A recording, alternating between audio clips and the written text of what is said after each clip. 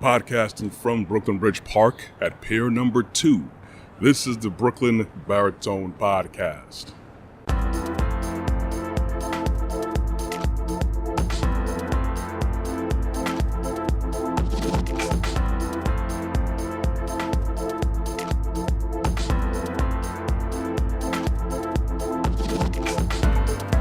As usual, good morning is when I choose to do these podcasts.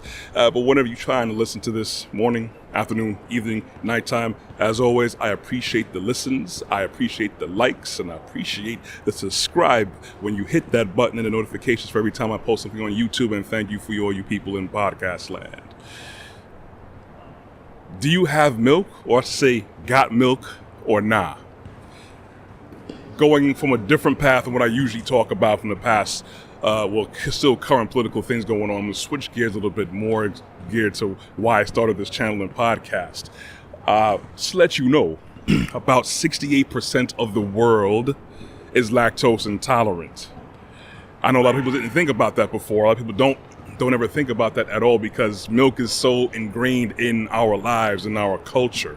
But these are one of the things that can actually do us more harm than good. The numbers are there. I'm not going to get that much into the stats. You could always do a fantastic Google search to check out any kind of stats that I talk about or to back up my claims of certain things. But it's all about, what's advertised to us on the regular. But anyways, getting back to got milk or nah. Like I said, 68% of the world population is lactose intolerant. Some people, of course, are better at taking milk. They don't have extreme cases of flatulence and all that stuff. But I can guarantee you right now, if you're listening to me and you're saying, well, I'm not part of that 68%, I'm part of that 32% that can take milk. Well, I get it because that's how we're just taught. Anyways, going forward, I remember a while ago, years ago actually, I could say one of my little local social experiments. It was a question I will always ask people. I said, hey, if they were able to mass produce milk from lactating mothers, human mothers, would you drink that milk? And majority of the people, then almost everybody basically said, no, that's disgusting. Why is that disgusting? Because we are human beings and we're supposed to be drinking milk from human beings. The thing is that we have been advertised to and it's been pumped for how much years? Milk, it does a body good, pass it on, got milk. You always have to find and follow the money. When you find that money is usually backing something, especially in this culture, in this country that we're in, you have to probably understand there may be an agenda behind it. That opens up a whole other can of worms. Well, I'm staying on milk right now because that's my focal point. So it's kind of mind-boggling to me, and I've always had this discussion with my friends and other people. Why is it that humans are the only species on this earth to drink milk from another species? Of course, could be usually bovine milk, cow milk, goat milk, or any other kind of milks. No other animals do that. They practice that. 2, milk is supposed to is basically in a simplistic form, like a kind of steroids, as you will, for infants to get a proper leg up.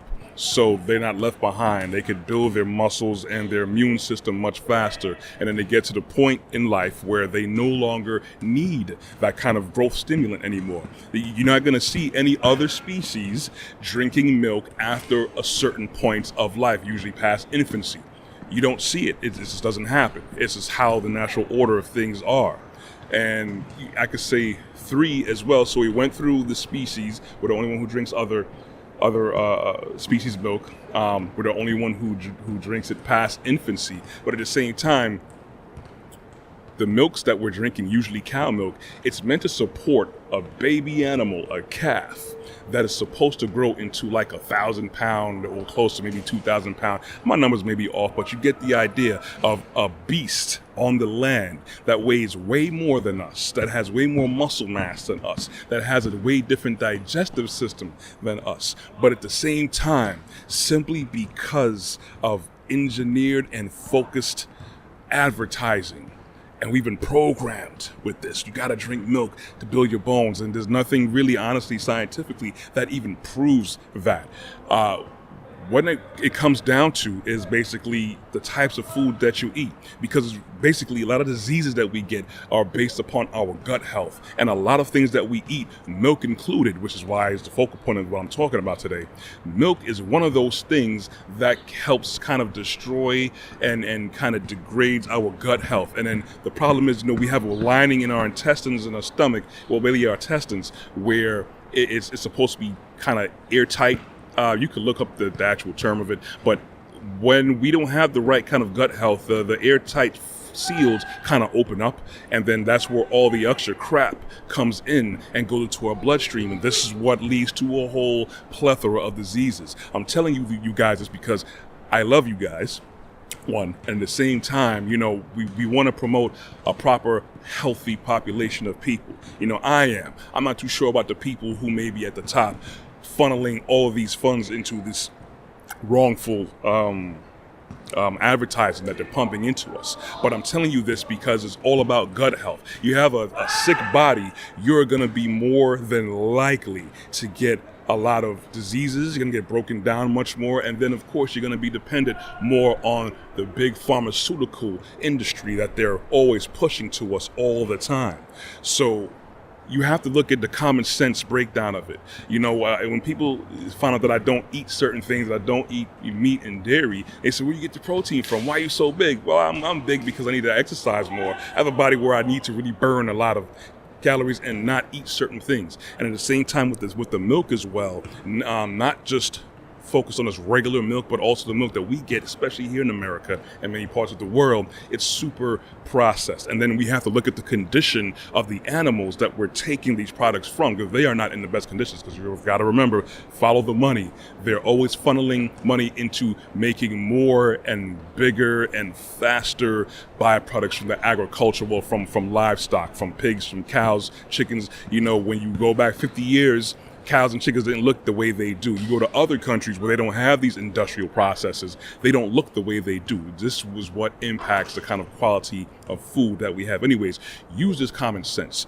We're the only ones that drink milk from another species. We're the only species that drink milk past the age of infancy.